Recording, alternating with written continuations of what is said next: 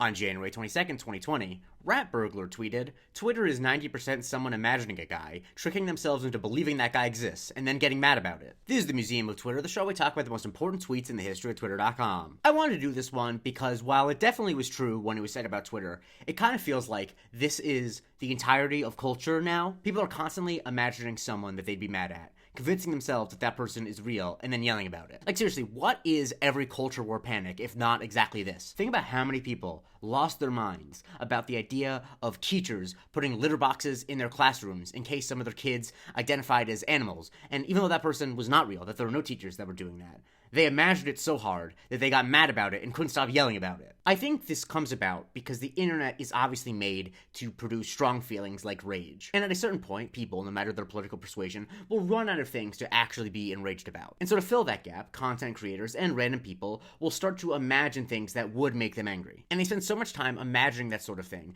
that it eventually manifests into an actual person that they're imagining. I'm not saying that they're actually creating a full human being just by imagining them, shouts to the empty man, but I think that they are making it real enough to themselves that they can actually get that well of anger that they would if it was a real thing that was happening. And I think we're all capable of doing that to some extent. We've all had a situation where we've had like a fake argument with someone in our head and gotten actually angry. But in this case, people are doing it out loud, in public, and on the internet. As always with these tweets that are about Twitter, I think it's most instructive to show some examples. Like here, where conservative blogger Matt Walsh says that it's interesting to note how trans women never date other trans women, adding, "It's almost like they recognize and act upon the very distinction that they demand everyone else ignore." Of course, plenty of trans women date trans women. I don't really understand what he's talking about. Obviously, he just doesn't know any trans women because he's a bigot. And this led Jasmine to post a screenshot saying that Twitter is 90% someone imagining a guy, tricking themselves into believing that guy exists, and then getting mad about it. Because here, Matt is imagining a scenario in which trans women never date other trans women, and that incenses him. But he has to imagine that because it's not real. Or here, where Edward Isaac Dovier says, "There's a category of Democratic voter who is adamant that democracy is teetering, the planet is burning, women's rights are at stake with Roe, and gun laws are threatening kids. But also, they don't see the point in voting if they don't get more than $10,000 in student loan cancellation." My response here is twofold. One, I think parents should just decide what the first name's going to be. Don't hyphenate two names.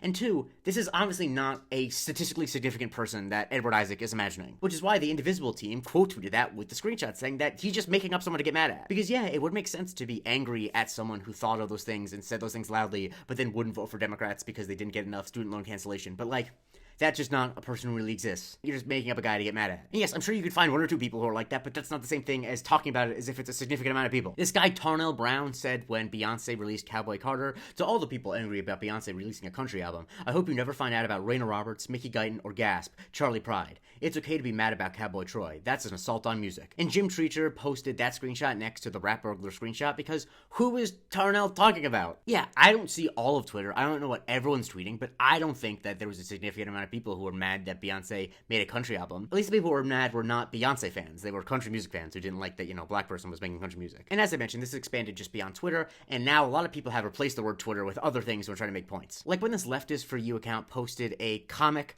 that was about a guy who crashed into a house and killed 20 kids because he didn't want to drive over a pride flag on the road. SDL tweeted it with, "Conservatism is 90% imagining a guy, tricking themselves into believing that guy exists and getting mad about it." Because like, what are you talking about? You're making up this guy in a comic and actually being mad about it. Because yeah, if that actually happened, if someone actually did drive into a house with 20 kids in it because they didn't want to drive on a pride flag, that would be bad and you would have a right to be mad about it. But it hasn't happened. And so you just seem insane making that guy up and then being mad about the thing you made up. It's been used in LGBTQ discourse. I don't fully understand everything that's going on here, but I just want to share this because I'm sure it's important to some people. Hater of Turf said on Tumblr, "I'm not going to distrust and exclude people because of a problem you made up. If someone tells me they're queer, I believe them." That led to Dr. Guilty responding, "Exclusionist discourse is 90% imagining a guy, tricking themselves into believing that guy exists and then getting mad about it." One of the funny observations, which is absolutely true, is Al Shipley pointed out that Curb Your Enthusiasm is 90% Larry David imagining a guy, tricking himself into believing that guy exists and then getting mad about it, which of course is why I think which of course is why it's a great show. And sometimes people change the end of the tweet, like when there's this discussion from this guy JT Maximus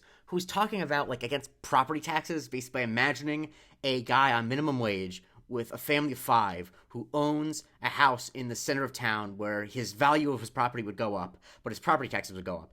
Imagining a person that does not exist. There's no one on minimum wage with a family of 5 who owns super fancy property.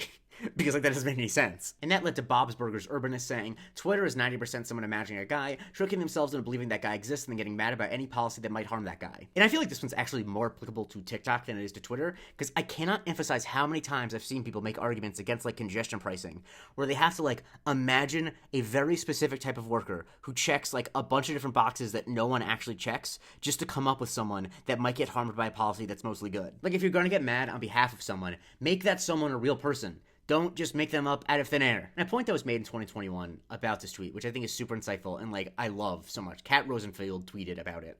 There's the thing where Twitter is 90% someone imagining a guy they hate and then getting mad about it. But then, even more bizarre, is the thing where the guy never materializes. So you have to assign random strangers to play the role, lest the whole fantasy come tumbling down. And I never thought about this, but this actually is definitely true. I think it explains why so often people on the fringes of any issue, and honestly, this is actually something that does kind of equally happen on the left and the right. That isn't always the case, but I do think that this happens equally. Will assign views that they don't like, or stances that they don't like, to random people that they kind of treat as an enemy. To go back to the litter box example, whenever they can't actually find a real human flesh and blood teacher who is putting a litter box in their classroom for kids who identify as animals to use, they then have to accuse random strangers on the internet of supporting that because they need to have someone to yell at. And I think the solution here for people who care about this sort of thing, this is not a solution that's going to apply to the people who are actually getting really mad about people they're imagining, because in a lot of ways they're too far gone. But I think when you encounter people like that, I think you just need to say straight up, who are you talking about? Who specifically is doing the thing that you're mad about? Give me a name, give me a news item that shows that they're doing that thing. Because I don't think that the people who do this are going to relent and be like, you're right, I was making it up.